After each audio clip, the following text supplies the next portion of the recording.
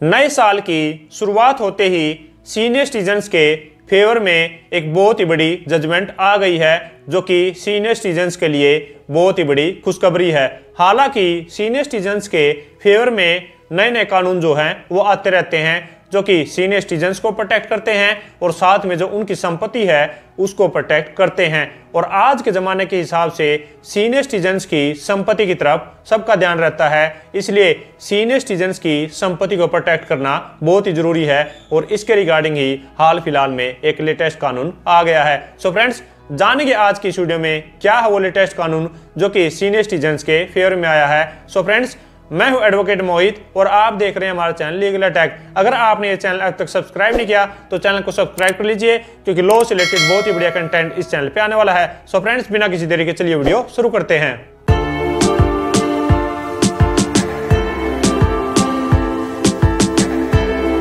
So friends, जिस judgement में ये लॉ पॉइंट डिसाइड किया गया है उसका नाम है उर्मिला दीक्षित वर्सेस सुनील सहारन दीक्षित। 2 जनवरी 2025 को ऑनरेबल सुप्रीम कोर्ट की ये लेटेस्ट जजमेंट आई है। तो सबसे पहले हम इस केस के फैक्ट्स जान लेते हैं कि इस केस में क्या हुआ था। तो इस केस में एक ओल्ड मदर होती है और उनके पास एक संपत्ति होती है।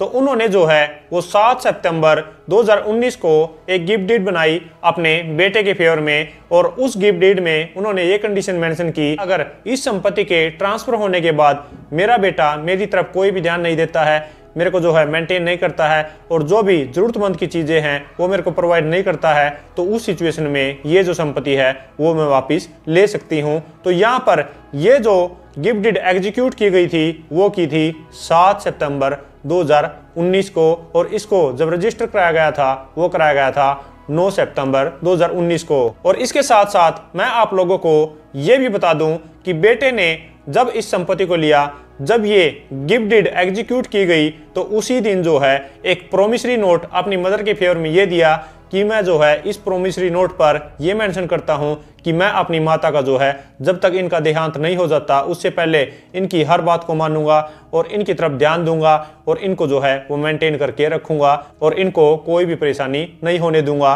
तो यहाँ पर जैसे ही वो गिफ्ट डीड रजिस्टर हुई और ये जो प्रोमिसरी नोट माता के फेवर में एग्जीक्यूट हुआ, उसके 1 साल के अंदर अंदर जो है बेटा अपनी सारी बातों को भूल गया और मदर की तरफ कोई भी ध्यान नहीं दिया और ना ही उनको मेंटेन किया और उनकी बात को जो है वो सुनना बंद कर दिया और उनकी जो भी जरूरतमंद की चीजें थी वो भी प्रोवाइड करना जो है वो बंद कर दी। तो यहाँ पर बेटे की इन हरकतों से तंग आकर मदर ने 24/12/2020 को सीनियर सिटीजन ट्रिब्यूनल में एसडीएम के पास एक एप्लीकेशन लगाई कि मैंने जो ये गिफ्ट डीड एग्जीक्यूट की थी इसको नल एंड वॉइड डिक्लेयर किया जाए और मेरी संपत्ति को वापस दिलाया जाए। तो यहाँ पर एसडीएम ने उनकी इस एप्लीकेशन को अलाउ कर दिया और बेटे को ये डायरेक्शन दी कि इस संपत्ति को जो है वो अपने मदर के फेवर में वापस ट्रांसफर करेगा और ये जो गिफ्ट डीड है इसको नल एंड वॉइड डिक्लेयर किया जाता है। तो यहाँ पर इस ऑर्डर से एग्रीड होकर बेटे ने अपील फाइल की कलेक्टर के पास। तो उसकी इस अपील को जो है वो 25 अप्रैल 2022 को कलेक्टर के द्वारा डिसमिस कर दिया गया और ये कहा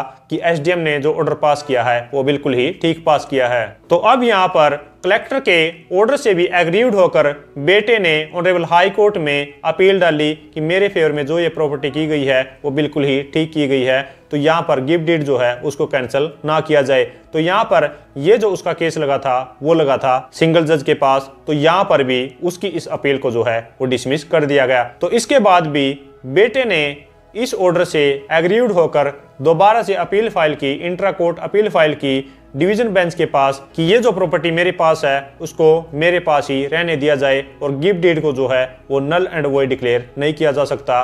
तो यहाँ पर डिवीजन बेंच ने उस बेटे की बात को मान लिया और ये कहा कि जो भी एसडीएम ने, कलेक्टर ने या फिर सिंगल जज ने ऑर्डर पास किया है उनको यहाँ पर सेट असाइड किया जाता है और ये माना जाता है कि जो भी गिफ्ट डीड बेटे के फेवर में हुई है वो बिल्कुल ही ठीक हुई है। तो यहाँ पर प्रॉपर्टी जो है वो वापस नहीं ली जा सकती। तो यहाँ पर जो माता थी वो इस केस को हार गई। तो अब यहाँ पर इस ऑर्डर से एग्रीड होकर माता ने जो है वो फाइनली अपील फाइल की ऑनरेबल सुप्रीम कोर्ट में, और ऑनरेबल सुप्रीम कोर्ट में दोनों पार्टीज की तरफ से काफी सारे आर्ग्यूमेंट्स हुए।